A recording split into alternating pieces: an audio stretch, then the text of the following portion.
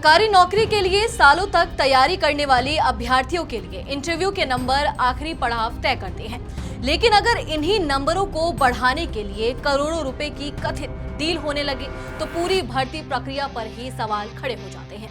झारखंड में जेपीएससी की भर्ती परीक्षाओं से जुड़े कथित घोटाले की जांच में अब एक ऐसा गंभीर दावा सामने आया है। गिरफ्तार अभय तिवारी के सीआईडी के सामने दिए कथित स्वीकार रोकती बयान में इंटरव्यू में नंबर बढ़ाने के नाम पर 5 करोड़ 80 लाख रुपए लिए जाने की बात कही गई है। आखिर क्या है ये पूरा मामला? आज के इस वीडियो में हम इन्हीं तमाम सवालों पर बात करेंगे। नमस्कार, मेरा नाम है नंदिनी सोनी और आप देख रहे हैं द हिंदी टॉक। दरअसल जेपीएससी की 11वीं से 13वीं सिविल सेवा परीक्षाओं को लेकर चल रही जांच अब एक ऐसे मोड़ पर पहुंच गई है जहां कथित तौर पर पैसों के बदले इंटरव्यू में नंबर बढ़ाने का पूरा खेल सामने आने का दावा किया जा रहा है।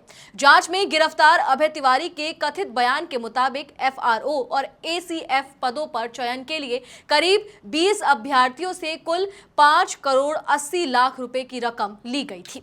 दावे के मुताबिक इन करीब 20 अभ्यर्थियों में से 19 अभ्यर्थी परीक्षा में सफल भी हुए, जबकि एक अभ्यर्थी के फेल होने की बात सामने आई। अब यही आंकड़ा जांच एजेंसी के लिए बेहद महत्वपूर्ण हो गया है, क्योंकि अगर पैसों के बदले इंटरव्यू में नंबर बढ़ाने का दावा सही साबित होता है तो जांच सिर्फ पैसे लेने वालों तक सीमित नहीं रहेगी, बल्कि यह भी पता लगाया जाएगा कि कथित तौर पर किन अभ्यर्थियों को इसका फायदा मिला और उनकी मेरिट में इसका कितना असर पड़ा। यानी सवाल सिर्फ ये नहीं है कि 5 करोड़ 80 लाख रुपए कहां से आए और कहां गए, बल्कि सवाल यह भी है कि इन पैसों के बदले परीक्षा की प्रक्रिया में क्या बदलाव किया गया। अभय तिवारी के कथित बयान में जेपीएससी के परीक्षाओं में इंटरव्यू के कथित सेटिंग का तरीका भी बताए जाने का बात सामने आई है। दावा है कि कुछ अभ्यर्थियों के इंटरव्यू में नंबर बढ़वाने के लिए आयोग के तत्कालीन पदाधिकारियों से संपर्क किया जाता था। अगर इस दावे की पुष्टि जांच में होती है तो ये जेपीएससी जैसे संवैधानिक भर्ती संस्था की चयन प्रक्रिया को लेकर बेहद गंभीर सवाल खड़े करेगा, क्योंकि लिखित परीक्षा के बाद इंटरव्यू में मिलने वाले अंक अंतिम मेरिट में अहम भूमिका निभाते हैं। ऐसे में अगर किसी अभ्यर्थी को कथित तौर पर पैसे के बदले अतिरिक्त अंक दिलाए जाते हैं तो मेहनत और मेरिट के आधार पर आगे बढ़ने वाले दूसरे अभ्यर्थियों के साथ भी अन्याय हो सकता है। हालांकि यहाँ ये साफ करना जरूरी है कि अभय तिवारी के बयान में लगाए गए आरोपों की स्वतंत्र पुष्टि अभी बाकी है।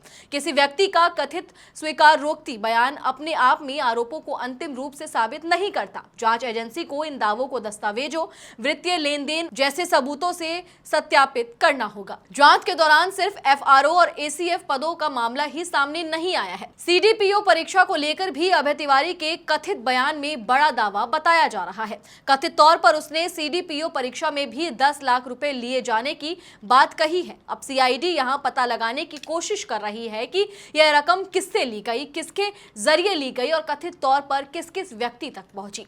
अगर जांच में इस दावे की पुष्टि होती है तो यह सवाल भी उठेगा कि क्या जेपीएससी की अलग अलग परीक्षाओं में एक ही तरह की कथित सेटिंग काम कर रही थी या ये अलग अलग मामलों से जुड़े दावे हैं। अभय तिवारी को लेकर जांच में एक और बात सामने आई है। बताया जा रहा है कि टीडीपीएल में मैनेजर के पद पर काम कर चुका है और करीब 13 साल के दौरान 12 से ज्यादा प्रतियोगी परीक्षाएं पास करा चुका था।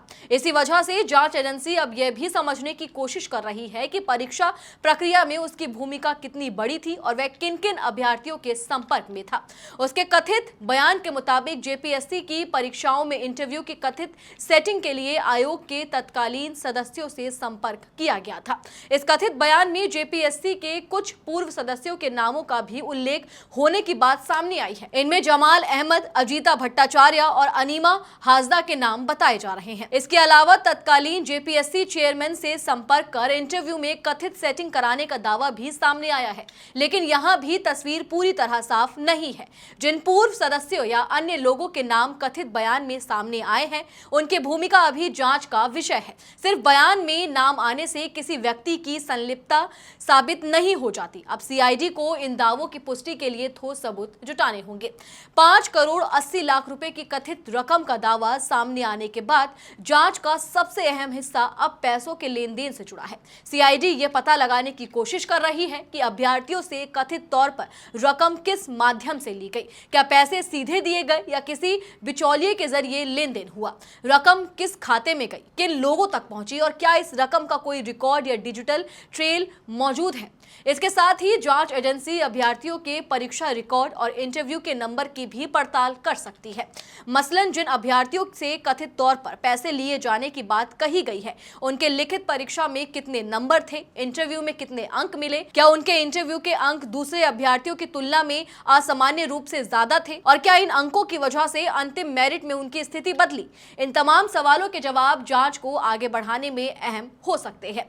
अभय तिवारी के कथित बयान के बाद जेपीएससी की 11वीं, 12वीं और 13वीं सिविल सेवा परीक्षाओं को लेकर सवाल और गहरे हो गए हैं। अब जांच एजेंसी को सिर्फ एक व्यक्ति के बयान पर निर्भर नहीं रहना होगा, बल्कि यह देखना होगा कि उसके दावों के समर्थन में क्या-क्या सबूत मिलते हैं।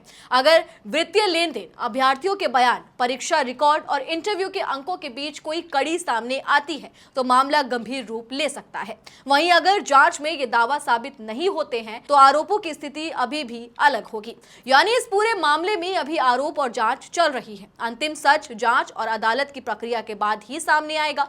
लेकिन फिलहाल इंटरव्यू नंबर बढ़ाने के लिए 5 करोड़ 80 लाख रुपए की कथित डील ने झारखंड की भर्ती व्यवस्था पर बड़ा सवाल जरूर खड़ा कर दिया है, क्योंकि प्रतियोगी परीक्षाओं की तैयारी करने वाले लाखों अभ्यर्थियों के लिए परीक्षा सिर्फ एक नौकरी का रास्ता नहीं होती, बल्कि उनके कई वर्षों की मेहनत और उम्मीद से जुड़ी होती है। ऐसे में अगर चयन प्रक्रिया में पैसों के इस्तेमाल का दावा सामने आता है तो उसकी निष्पक्ष जांच होना बेहद जरूरी हो जाता है।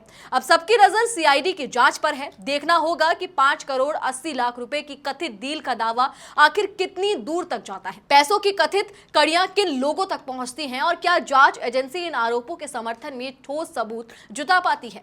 अगर जांच में आरोपियों की पुष्टि होती है तो जेपीएससी की भर्ती परीक्षाओं से जुड़ा यह कथित घोटाला सिर्फ कुछ अभ्यर्थियों या कुछ पदों तक सीमित नहीं रह सकता, बल्कि पूरी भर्ती प्रक्रिया में कथित भ्रष्टाचार की एक बड़ी तस्वीर सामने आ सकती है।